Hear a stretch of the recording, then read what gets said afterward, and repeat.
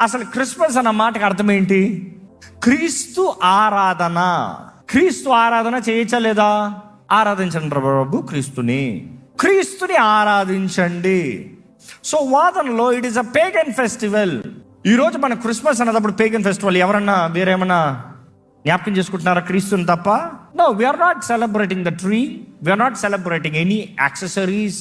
Who do we worship? Jesus. Who do we remember? Jesus. Who do we sing for? Jesus. The only reason is Jesus.